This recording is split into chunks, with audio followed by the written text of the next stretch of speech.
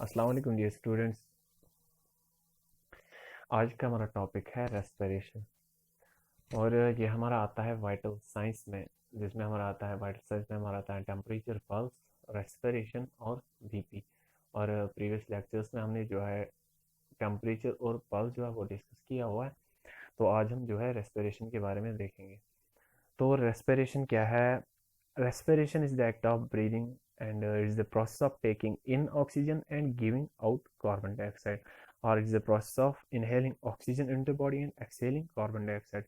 मतलब कि रेस्पिरेशन क्या है? जब हम जो ऑक्सीजन इनहेल करते हैं बॉडी में और उसके बाद जो कार्बन डाइऑक्साइड हम एक्सहेल करते हैं बॉडी से, उसको बोलते हैं रेस्पिरेशन। ऑक्सीजन जब हम इनहेल ऑक्सीजन का इनहेल होना बॉडी में, और उसके बाद जो कार्बन डाइऑक्साइड, जब ऑक्सीजन इनहेल होता है, इनहेलेशन ऑफ ऑक्सीजन जब होती है, उसके बाद जो कार्बन डाइऑक्साइड एक्सहेल होता है बॉडी से, उसको बोलते हैं respiration. Inhalation of oxygen and exhalation of carbon dioxide, उसको बोलते हैं रेस्पिरेशन। और रेस्पिरेशन कंस्टिट्यूट्स ऑफ, इसमें हमारा आता है इंस्पिरेशन, उसके बाद expiration and pass. And one respiration, also called the respiratory cycle, consists of one expiration and one inspiration। जो एक वन रेस्पिरेशन और वन रेस्पिरेटरी साइकिल है, इसमें हमारा आता है एक जो है एक इंस्पिरेशन और एक जो है इसमें आता है हमारा expiration, inhalation and exhalation. So respiration क्या है? Inhalation of oxygen and exhalation of carbon dioxide. और इसके हमारे जो है दो टाइप्स आते हैं, इंटरनल रेस्पिरेशन और एक्सटर्नल रेस्पिरेशन। तो एक्सटर्नल रेस्पिरेशन क्या है? जब गैसेस का एक्सचेंज होता है between the blood and the air in the lungs, उसको बोलते हैं external respiration.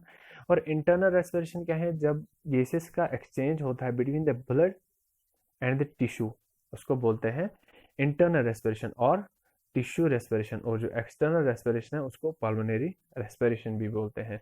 And the respiration is controlled by respiratory centre in the brain called medulla oblongata.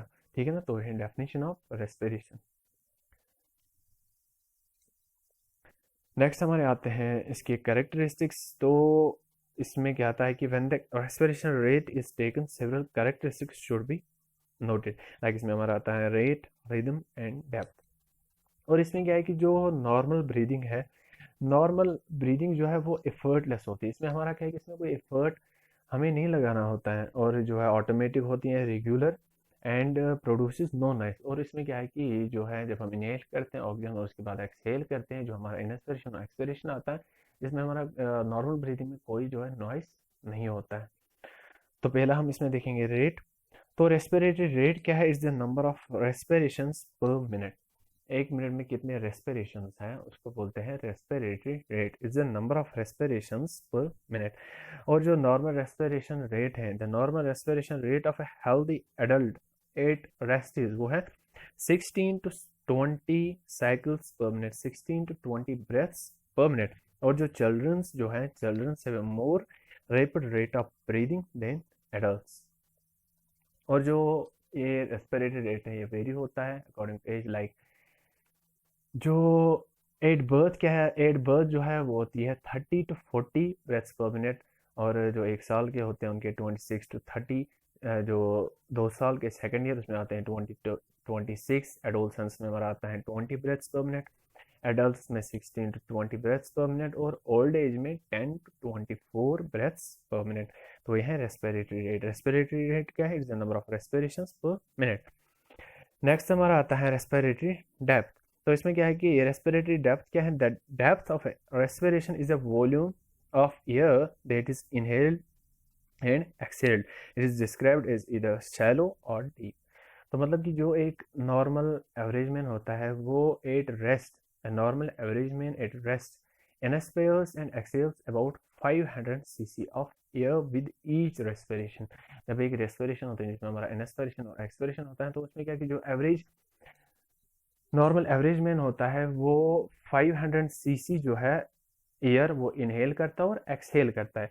अब अगर इससे ज़्यादा जो है, if more than this quantity of air passes in and out of the lungs, the respiration is said to be deep. और अब अगर इससे ज़्यादा if the quantity of air is इससे कम, if the quantity of air is considerably less, उसको बोलते हैं the respiration is said to be shallow। अब अगर जो है 500 cc जो नॉर्मल जो है ब्रीदिंग में जो इनहेल जो है इनहेल होता है ऑक्सीजन का, और एक्सहेल जो कार्बन डाइऑक्साइड होता है, अब अगर इससे ज़्यादा होगा उसको बोलते हैं डीप, और if the quantity of air is considerably less, the respiration is said to be shallow, इसको बोलते हैं रेस्पिरेटरी डेप्थ। नेक्स्ट हमारा आता है रेस्पिरेटरी रिदम।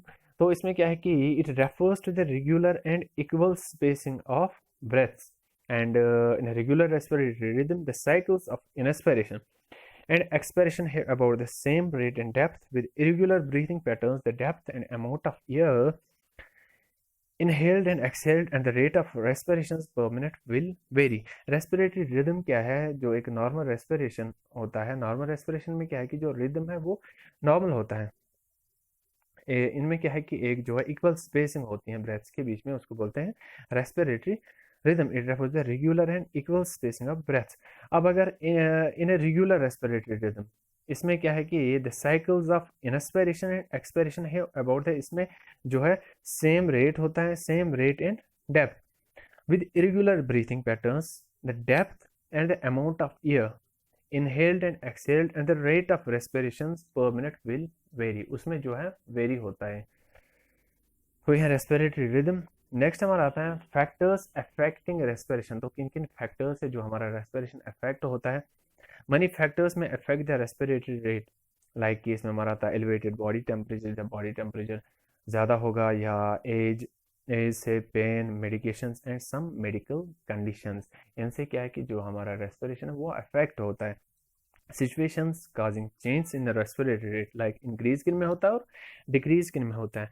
एलर्जिक रिएक्शंस में जो हमारा रेस्पिरेटरी रेट है वो इंक्रीज होता है, और सर्टन ड्रग्स लाइक जो है मॉर्फिन जब हम देते हैं उसमें क्या है कि जो रेस्पिरेटरी रेट है वो डिक्रीज होता है, और सर्टन ड्रग्स लाइक एपिनेफ्रिन इसमें इंक्रीज होता है। अब अगर ब्लड में जो है कार्बन डाइऑक्साइड की लेवल कम होगी, उसमें जो है डिक्रीज होता है। Disease conditions like asthma, heart disease, fever और हेमोरेज, इसमें क्या है कि जो रेस्पिरेटरी रेट है वो इंक्रीज होती है, और डिजीज लाइक स्ट्रोक, कोमा, इसमें जो है रेस्पिरेटरी रेट वो डिक्रीज होती है। नेक्स्ट है लाइक एक्सरसाइज में, और excitement, anger, nervousness, high altitudes, obstruction of year, possess और पेन, इनमें क्या है कि जो रेस्पिरेटरी रेट है वो इंक्रीज होती है। नेक्स्ट हमारा आता है abnormal breathing patterns, abnormal respirations, like इसमें आता है टेकीपीनिया।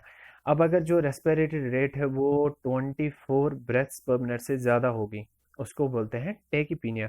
अब अगर 10 ब्रेथ्स पर मिनट से जो है रेस्पिरेशन कम होगी, उसको बोलते हैं ब्रेडीपीनिया। टेकीपीनिया और ब्रेडीपीनिया, ठीक है ना। नेक्स्ट हमारा आता है एपनिया। एपनिया का मतलब क्या है? एब्सेंस ऑफ ब्रीदिंग और टोटल सिसेशन ऑफ ब्रीदिंग, उसको बोलते हैं एपनिया। नेक्स्ट है यूपनिया। उपनिया में जो है इसको बोलते हैं नॉर्मल ब्रीदिंग। और नेक्स्ट इज ऑर्थोपीनिया। तो ऑर्थोपीनिया क्या है कि only able to breathe comfortable in upright position. तो इसमें क्या है कि जो पेशेंट, जो एक पर्सन है वो अपराइट पोजीशन में जो है ब्रीथ कर सकता है, such is sitting in a chair and unable to breathe laying down। Next है डिस्निया। तो डिस्निया क्या है? इसको बोलते हैं डिफिकल्ट और लेपर्ड ब्रीदिंग और shortness of breath subject to sensation related by patient is to breathing difficulty, इसको बोलते हैं डिस्निया। Okay, thank you.